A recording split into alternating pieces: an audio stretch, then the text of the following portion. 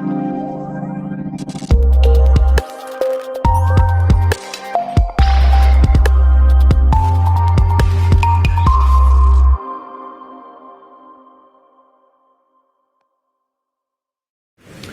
next lecturer is Miodrag Milanovic with the topic FPGA for software developers.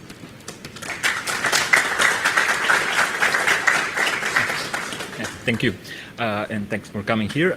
Well, let me first introduce myself. Well, as you said, I'm Miodrag Milanovic. I'm a software developer here from Novi Sad, Serbia. I work in Liva9 company, and I'm a software developer since year 2000. So I had mostly experience in languages like C, C++, and afterwards on Java, C#, and everything else what happened. Yeah. And during this time, I also worked on I also work on some open source projects. Maybe you heard of MAME. That's the arcade emulator. And also it emulates the computers and stuff. So basically I was leading that project for about 5 years. And during that time, I also learned a lot about computer architecture, but also I was very interested in how everything works. And since I finished as an electronic engineer, basically I give myself a freedom to try to investigate a bit more. And one of the things that I would like to share with you is how to do FPGA development as a software developer, basically. And as I said, here on a U-boat, and I will tell you why. Well, this talk have a B-rated movie scenario, so basically it's something like Sharknado or something like that, but not that good, yeah. So we are reverse engineers from present time, and they sent us back to this U-boat 1206 during the World War II, and what we have to do is to find an Enigma machine and create a copy of our own. And only thing that they gave us is this little FPGA board and this laptop. So basically we have to take care of everything ourselves. And we don't know how Enigma works, and we don't even know how FPGA works. So we need to learn all of those things, and we have 1 hour to do that. And also, for the fun sake, we are going to make a little diversion at the end. And if you take a look at Wikipedia for this U-boat, you will find what we actually did, because we already did that because of the time travel and everything. So you can check that later. And because most of you here are software developers, but anyway, we need to do some introduction. For those that are not, and that maybe are willing to learn something about this, just to be able to follow up. And first we need to remember the Boolean logic. And as you know, it's a math thing from more time ago than there was computers and everything, but we still use that. And here we can see just the truth tables for the some Boolean logic circuits. And just you see if we have for example and only epsilon is only 1 in cases we both A and B are 1. For the NAND is just a negative 1, so you have 0 only in cases when both inputs are 1. And for the OR, it's as still as there is 1, at least input that is on 1, we will have 1 as an output, otherwise we have a 0, and so on. And the next thing that we also need to be aware is our flip-flops. Basic flip-flops are just simple memory elements. They hold 1 bit of information. And we need to know how they function, because we need it as a building block in our architectures. And as we see here, the most used one is a D flip-flop, and that one have on one input, and also second input is a clock. So basically, we only change our outputs depending on input on the clock change. So as you can see here on the D part, you can see that the D is changing, but we are not changing our output unless there is a clock signal.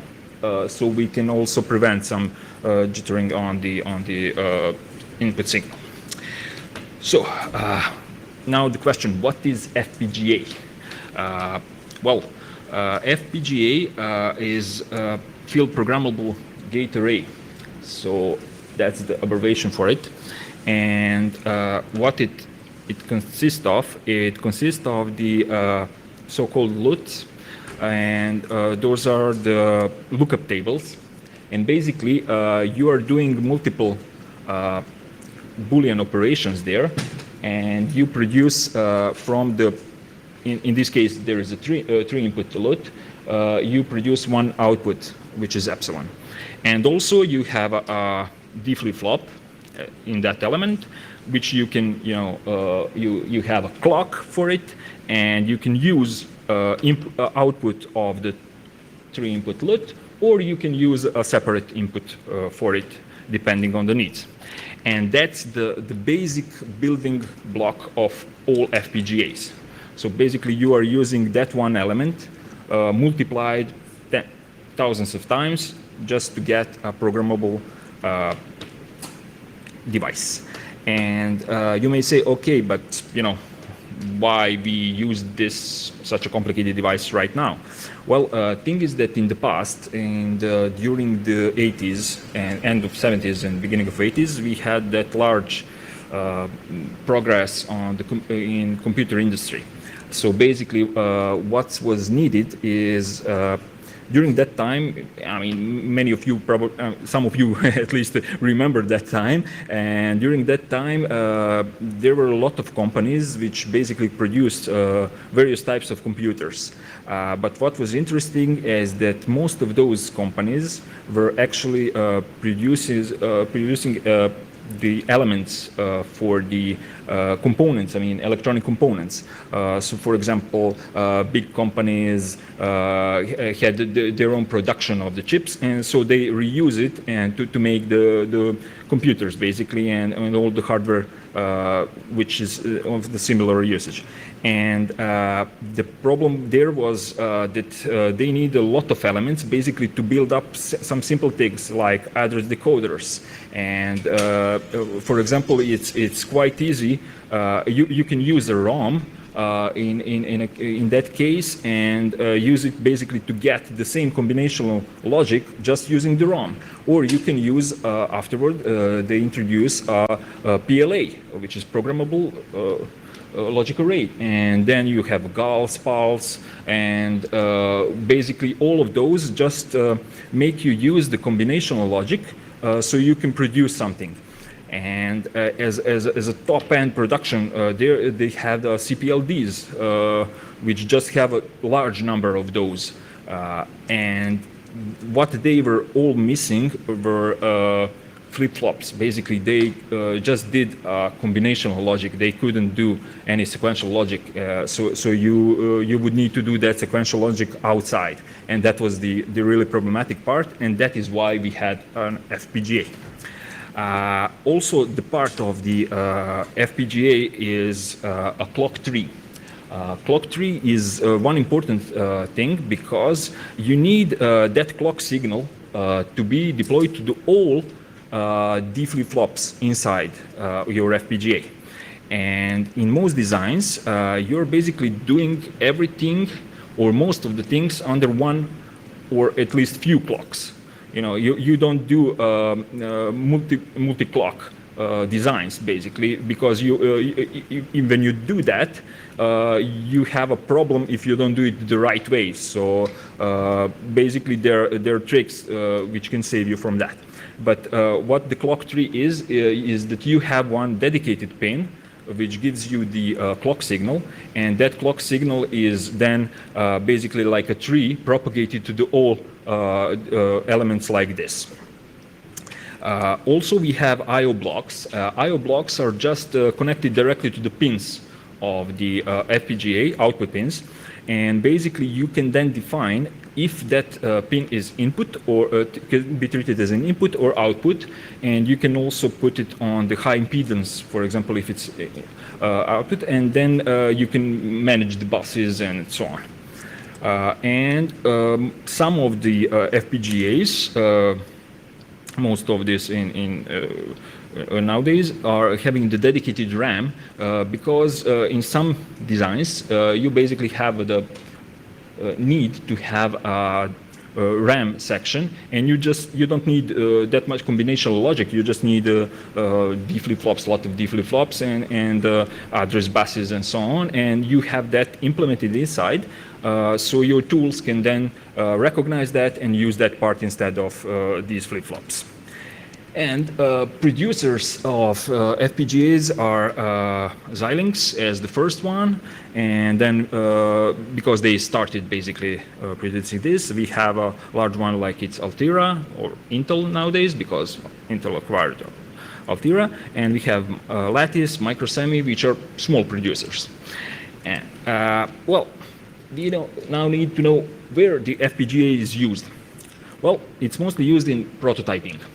So basically, when you're starting some new project, you would spend a lot of time if you're doing those things with the discrete components or off-the-shelf components. So it's much easier that you use a chip, off-the-shelf chip, program it, and give it a functionality that you are needed for this project. Yeah, also it's used on the small series commercial products. For example, oscilloscopes mostly have those inside, and you have then possibility to change basically even the functionality of the whole device if you arrange it well at the beginning. Also, because FPGAs have a low power consumption, you can use it basically in anything then you need it, and you do not have enough money for the ASIC to produce. Well, you can use it for implementing security algorithms. I mean, we are going to do that in a simple form, but you can do it on a much bigger scale. And for example, you can do it for network packet analysis. And one of the examples would be the Microsoft platform called Catapult, which they're using in the data centers. So you need a way to make sure that only machines that are on your network basically see each other. And you have in the cloud, you have a large number of machines, even in virtual machines in one server, that basically need to communicate between themselves. And how do you do that when you need to get, things like 100 gigabits per second? You can't do that by using some CPU because you don't have enough time.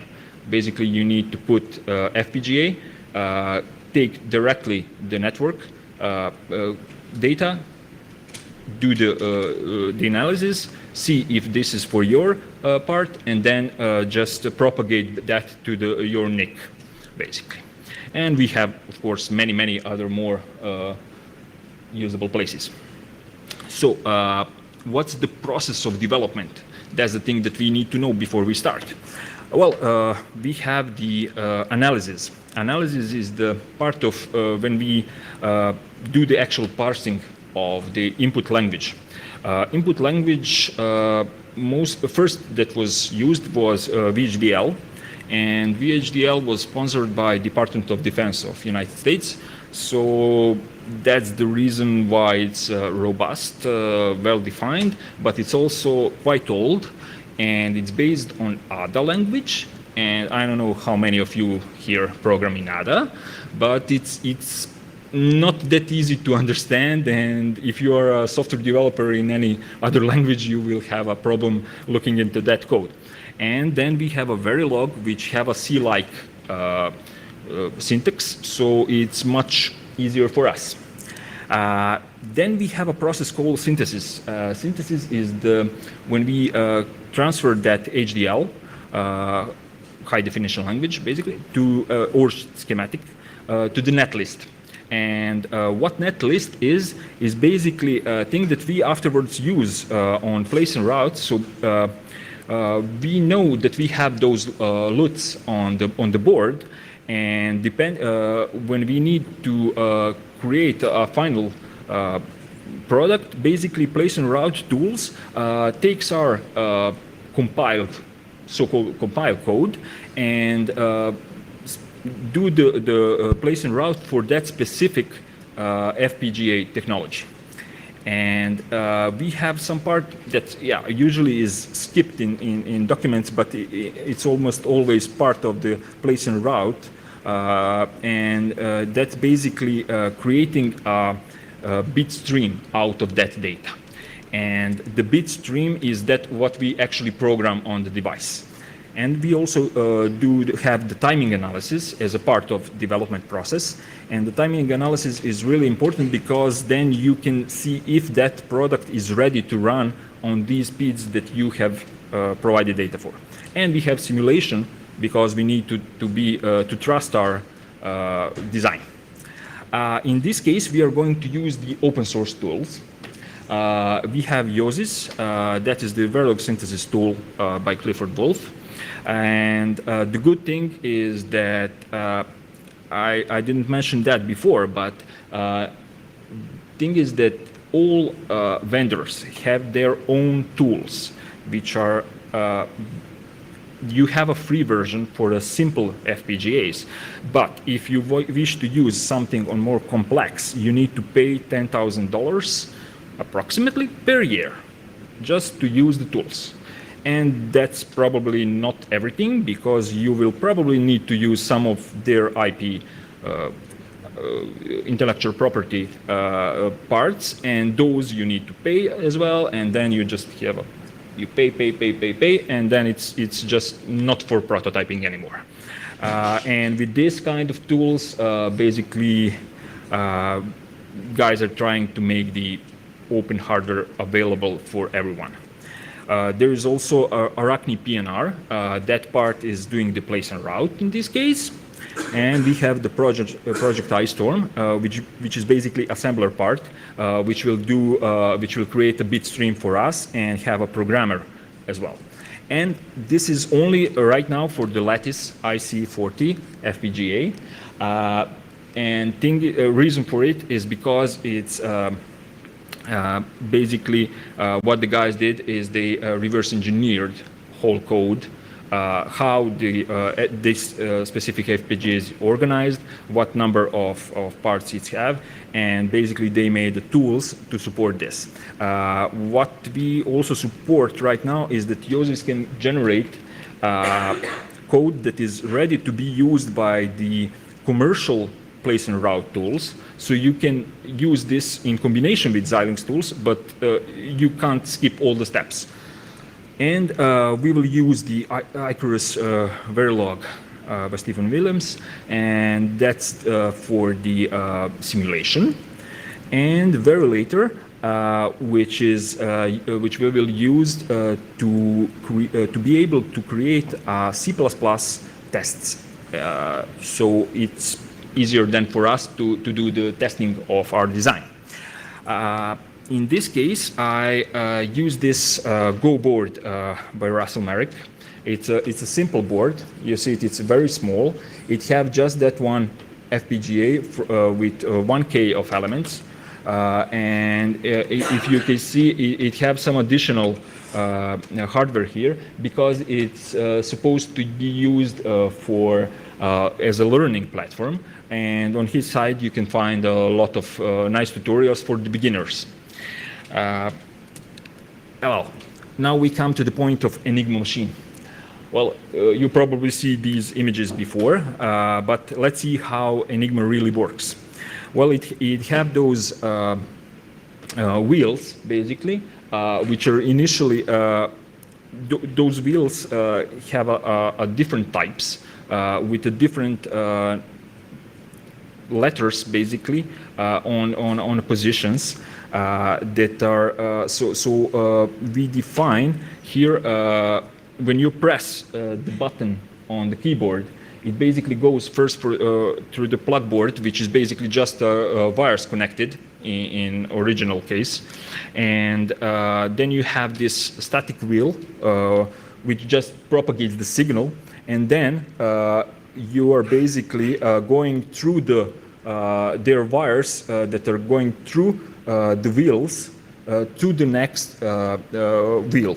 And you just need to be aware that Enigma is electromechanical device. It's not electronic device. So this is maybe not the best thing to show for the FPGA, but anyway, we can recreate it in our case. So we have the signal, blue signal, you have this red signal, sorry, going through, and you see that it's going through all the wheels. Then there is a reflector, which is basically doing the same thing, but it's just information is going back to the first wheel, and then we have the propagation back to the beginning, and then you have the light going on.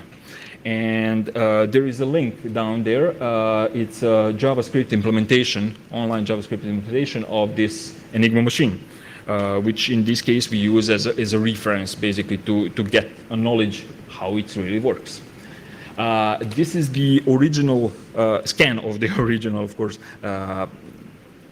Enigma settings. These Enigma settings were placed by the date, and in the first field there is a date for that month, and you have which is the order of the wheels, and you have the start position for the wheel for that day, and then you have the plug board connections.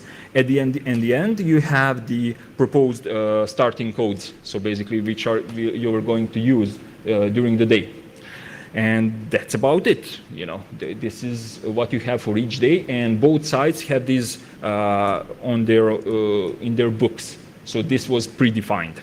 But these last column, basically what they did, they usually send those three letters first, and then the real message start when they start to changing the. Well, we now need to do some planning, and if you ever did real software development, you know that weeks of programming can save you hours of planning. So basically, sometimes you really need to think ahead, at least a bit. I mean, you always do that, but you're sometimes just not aware that you're doing the planning. You're thinking in your head, you're examining things, you actually are planning. So we will have this architecture like this. So let me just point out. So we have this UART in. So we will use the USB connection, and we will basically have USB to serial in our case, and we will get the signal over the terminal, which will go to our UART RX, so receiver. And that received information we are going to deploy to the Enigma state machine. That's for now.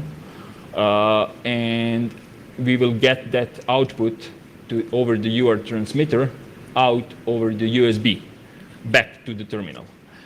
We will also use that output over the two. We have on this board, if you can see, we have a 7-segment display, two 7-segment displays. This is enough for us to write an ASCII code, basically, of output information. We need to do that because we need some time to debug, to see if we are really getting that information. Maybe we have a problem in transmission, but we need to see if that is going out or not. And we will display that here. And also we will have one clock, which is 25 megahertz in our case, and that we will deliver to everything. And we will use some LEDs for debugging. And that's about it. This encoder section is what we actually see on the previous one of the previous images. So we have we will have the ASCII code, which is coming in. We are going to the plug board, rotor 3, 2, 1, reflector, 1, 2, 3, plug board, and we have output. So that's the way how the real stuff works, and we will just do that. No changes there. And we will have, because those rotors are actually rotating when you press the key, basically rotors are going around and first change, and then you are getting the current going through that. So we need actually to emulate that. And we have a simple state machine. Well, you know what are the finite state machines. So we have basically 4 states in our case. We have the one in which we will do the reset and rotate. So we will basically prepare for the first. We will set up the initial state and do the initial rotate just to save a few steps. Basically, we could do that later, but then we will have a 1 or even 2 additional steps in our state machine, and it will become slower. Please note that each of these steps is just 1 clock of 25 megahertz in our case. So you are going to idle, and then you're waiting basically for UART connection to come in. So when you are notified that there is something, you check what key was pressed, and depending on what key was pressed, we are going to encode and rotate for the next, just to prepare. Or if we press escape, for example, we are going to reset everything just to come to beginning. And otherwise, if it's something unknown, please note that Enigma machine just have from A to Z, nothing else. It's a simple 26 key keyboard, no numbers, no special characters, no anything. And at the end, we have this encode and rotate, and we are going back. So we need to take a look at the Verilog. So this is how the simple parts looks in the Verilog. And as you may see, each of these starts with module. Module is a keyword which basically defines one of the building blocks we have. And you remember that at the beginning we said, okay, we will need something to decode ASCII code that comes. And we will need something to encode. This is the decode is at the end. Basically, encode is at the beginning. So we are basically getting the. You can see the difference between the first definition and the second one. So second one is the old style C declaration. Basically, you can see the variables are defined afterwards. So you just name them and then define them.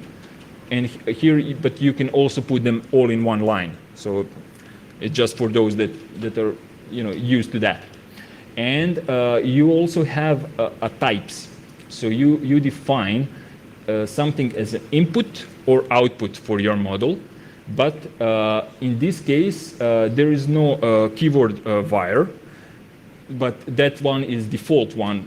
If you don't put anything for the input or output, it's basically a var. And you just put the width of it. So this is 8-bit ASCII. So we are getting the 8-bit ASCII, and we are getting the 5-bit output as a code. And we are also getting 1 bit as a valid signal. This is ternary operator basically here at the end, you can see.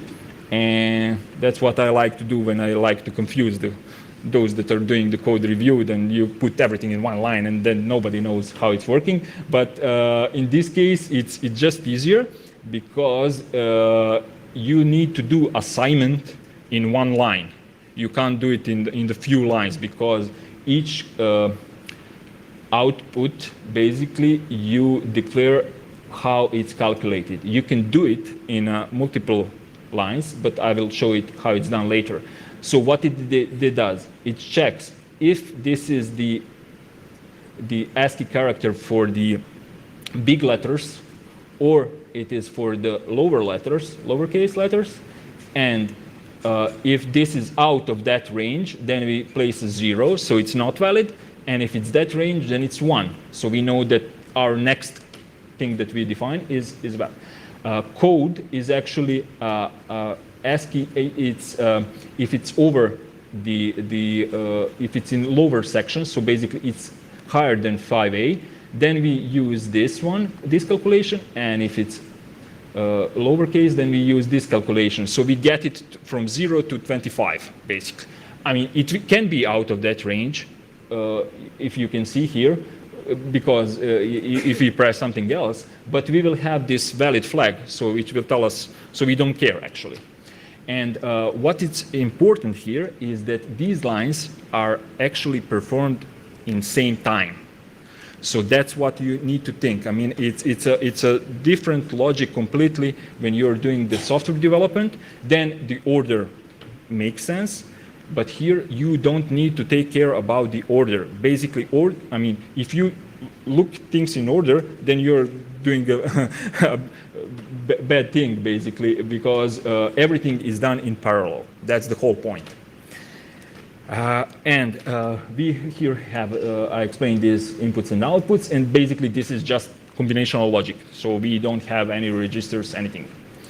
Let's go to something more complex. This is a reflector encoder. Basically what we have is we have these B and C reflectors, so we can use any of those. In our configuration, we send reflector type as input. So basically, depending on that, we will use one of those outputs. So basically for there. And if you take a look here, you will see that there is now always at star. That means that it changes on each signal, any signal change for this module. So if we have any input signal that we have here defined, if anything changes, this will change. So it's a combinational logic still. I mean, we didn't put any clock inside.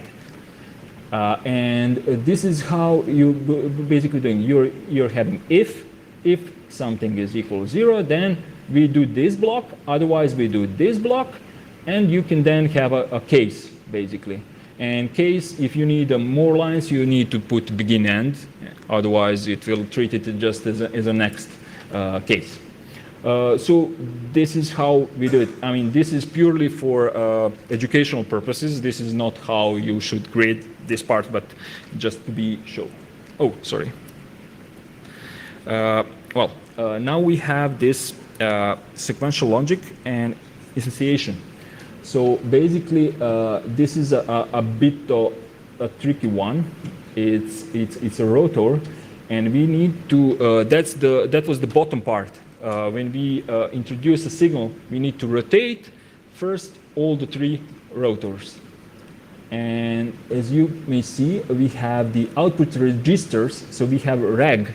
That means that it's basically D flip-flops are used, and we keep our state. Also, you have the variables, like you have in C. You will have vars. So var is a variable, which you just keep it temporarily, and the register is something that you wish to keep for the next run. So you can put initial state for it, so that is how it will be initialized. And here is instantiation. Instantiation is basically you put the name of the component of the module, basically, in which you have defined. You put the name, how will call that instance, and then you propagate parameters by name. Dot name of the component, and then in the brackets you put the name of your variable that is mentioned here. And here we have a clock. So we need to have a sequential logic. The rule is always keep just one. So if you're using a clock, then you should just react on the clock, nothing else. Everything else can be checked inside that clock cycle. So you have here a reset, and we will reset only on a positive edge, basically on each clock. So we will not have situations then when the reset is changing, for example, fluctuating, that we keep resetting device, and then we will not be able to follow up. And here is just the logic, how do we reset, and you can see that here we have sign less equal, which means assignment, basically. And those lines are assigned in the same time.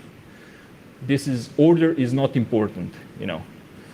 And in the always blocks, you can put, if you put equal, then the order matters, you know. It matters. And if you put less than equal, then it's assignment. So it doesn't matter. I mean, I just want to initialize this all at once, you know. And here you can do the checks. Please note that you are actually checking, you are taking the current. So if you do set something here, you're still here in the next line have the old version of the value. So you need to think everything is in parallel. And we need to test this somehow. And this is why we have test benches. Test benches are just modules which don't have inputs nor outputs. They have here variables defined. I just defined a bunch of registers, set them to 0, you know, initialize this rotor control. And what I did, I said, okay, always on each 5 time, it's a nanosecond by default, but you can put the other unit basically if you define it at the beginning of the document, and we will just clock basically. We will change the clock to the negative of the previous one. So we will just clock. And here initially we just have initial block which will do the we will dump everything in VCD file. We will dump vars from this instance, basically. And then I said, okay, after 5 time units, reset 1. After 10 time units, reset to 0. And then I have a for loop. For for loop, you need to have a finite number. So you can't use register or var as a value here. You can just use some finite number because you can't deploy that then on device, or I mean in this case it's simulating, but anyway it's not by the Verilog syntax. And we have here then okay, put the rotate on 1, put rotate on 0 after 10 units, and then display what we have. And what we actually get out of that is this output. So we have how the rotors are actually moving. You know, you can see the values are changing, and because there is also a knock point on each rotor, so basically when it reaches some position, it then moves next rotor around. And that position is basically also different per rotor type. So that's just to make this more complex, basically.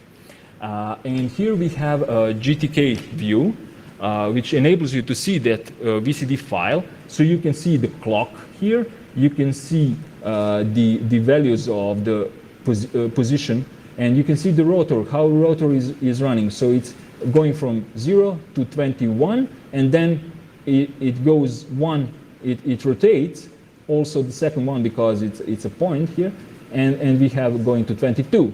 So these are the codes for the lateral.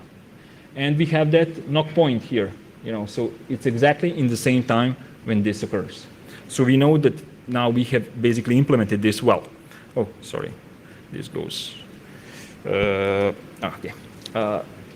Here is the state machine. So basically everything we do in the state machines because we need somehow to make that movement between the reaction on event and waiting, because there is no sequential things. You know, everything is going in parallel. So you need just always to check. You always need to check. Otherwise, you can't say, okay, wait for 5 seconds. That doesn't exist in a Verilog. You know. So you do the state machine, and then you can, you know, just depending on the value, you just change the state, set some values, and then check some variable, which is input in this case, and see to change state depending on that. So if it's valid, we go to encode. If it's not valid, we go back to the idle and then check again and so on. So encode, and when it's done, we basically go back to idle, and that's how it works. So we have this validator, which is basically enables us to use the C++ to test our code. And how we are doing that? Well, basically, it's compiling the Verilog and created C++ classes, and then you get the same model basically implemented inside C++ class. And you do the thing like here. So you set the clock, and you say evaluate. Set the clock to again. I mean, we are just storing which one, so it's basically changing the states.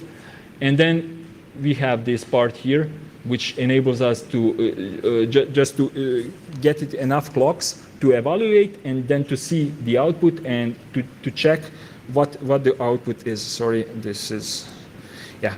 And how do we run it? Well, we have this large command line. We make output, and we get this. So we have, I'm just sending A, letter A, and then I get these codes. So this is first press of A, I get B.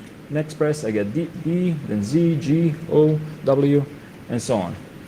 And what is important for the real product, depending on, I mean, you have, for each of the chips, you basically have some output pins. And those locations have just numbers. There is no purpose, because you can connect anything to any pin, basically except the clock, which is basically always connected on the specific pin for the clock table, clock tree, sorry. And now we just here, we have this constraint file that basically defines just the names for each of our ports, what is the location. And we are compiling now everything for the Go board. And these are the steps. So we just prepare, compile everything, we do the place and route, we pack everything, do the timing check just to see how fast we are, and do the programming.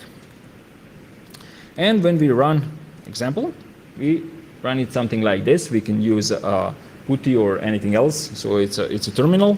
We type message, and what we type here really was welcome to Balkan.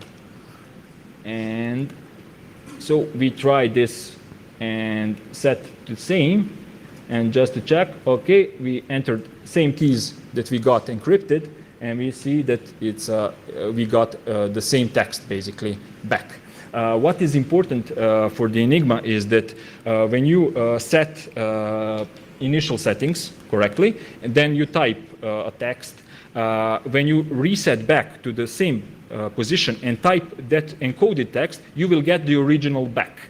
So we can test both sides basically with our. So let's do some live demo. I will put it like this. Okay. Okay. We have. I will connect the board. So we have board is currently running this code. We can. There is a flash, 1 megabit flash on it. So basically, FPGA is always empty. There is basically nothing, never. And when you start it up, you basically need to provide a way to put that bit stream inside, and it's automatically here done by using this this EEPROM from one flash size of 1 megabit. And we can here see the, I will just need to zoom it in a bit. So, okay, let's do the make clean. So let's prepare everything, do the make. So we are basically generating the output here. It takes some time for the synthesis.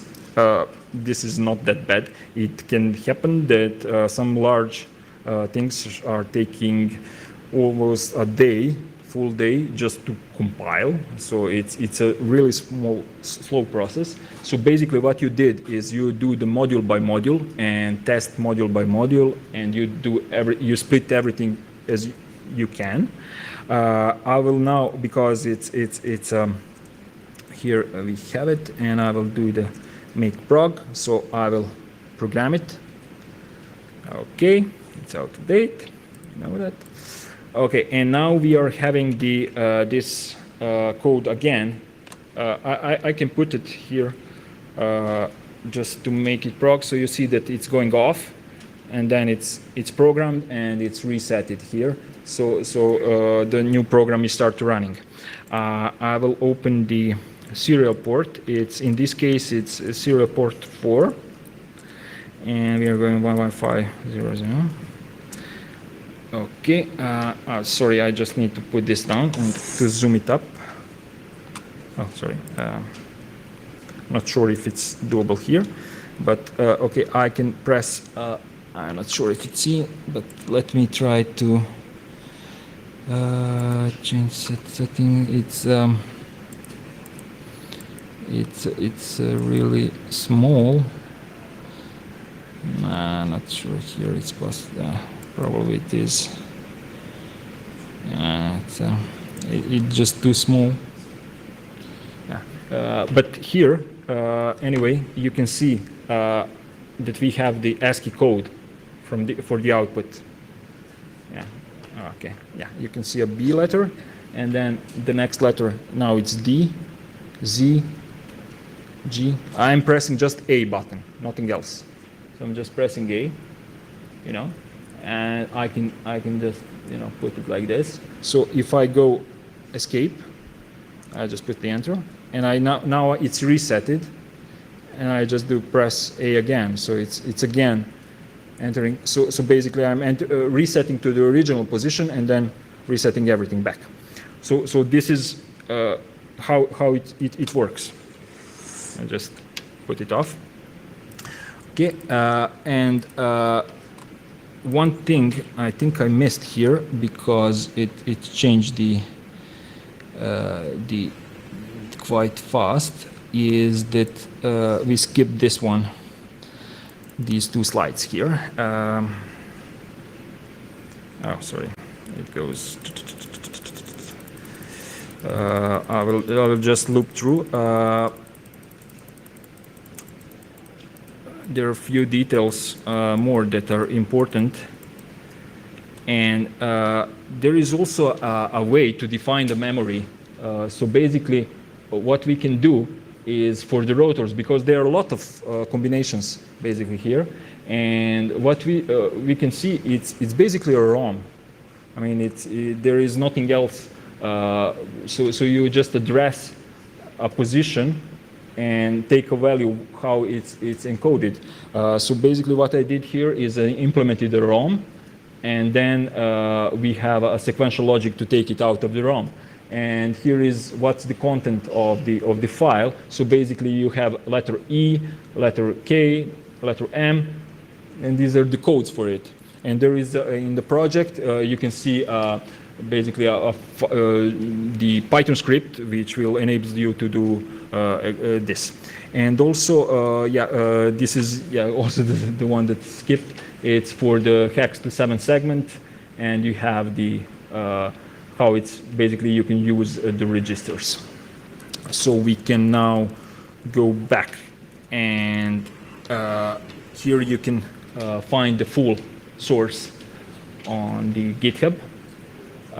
And also you can find more information about this Go board at the NAND channel, and also there is if you wish to order it, you can just sign it for Enigma code, and you will get a 10% off. It's till the end of September, so basically it's for the people who are here, and those that will watch will basically skip it probably.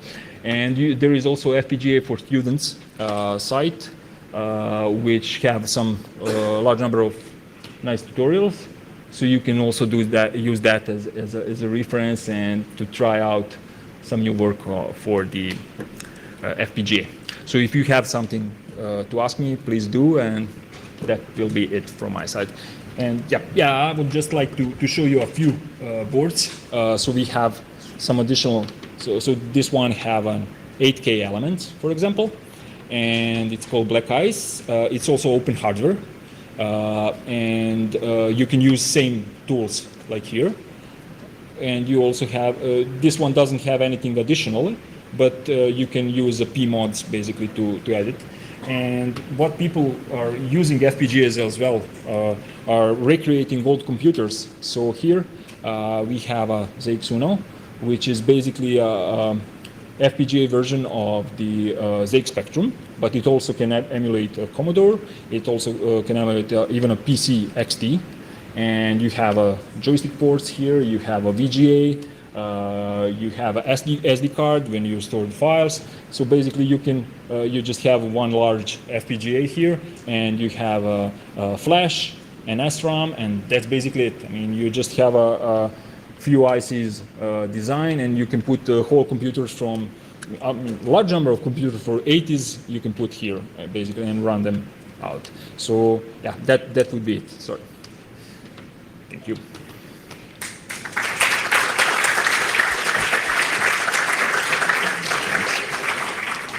If someone have a question, please.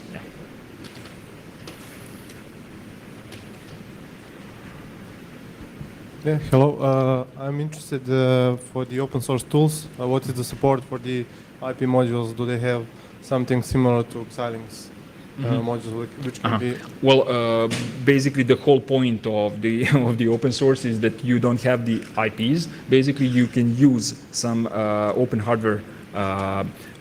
Define the.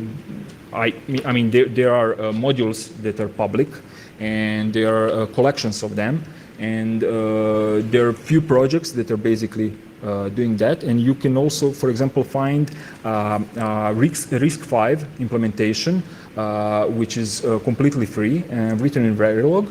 And it's also done by the same person that did the OSIS, so it's Clifford. And the good thing is that you can, you just download it, put it in your design, and use that module as a part of your design and create some RISC-V machine, basically. So there are projects. There are also projects to make that building process easier. To download those modules for you, something like npm, but also but it's still it's just starting to grow, and we are now in position like the software industry was in the beginning of 80s. So basically everything is paid in the hardware world, and that's kind of a problem because you need some.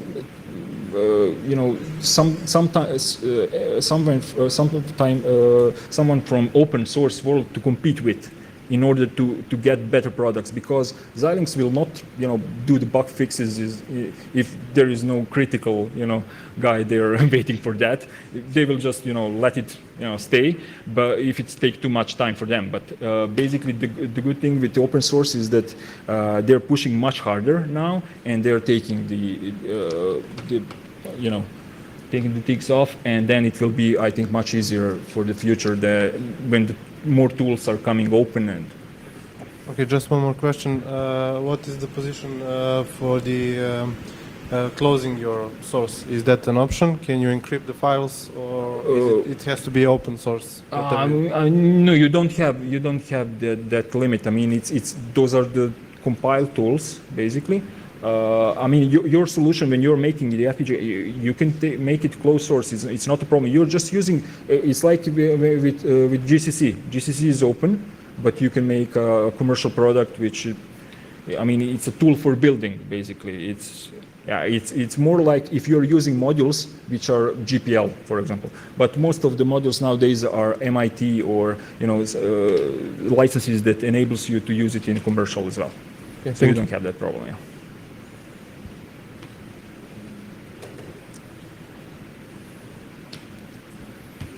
Hi, I have a question about the FPGA support. You said that currently only this lattice IC40 is supported, am I right? Yeah. And these three development boards that you have shown all use the same FPGA? No. These two use the lattice. Okay. This is with 1K elements.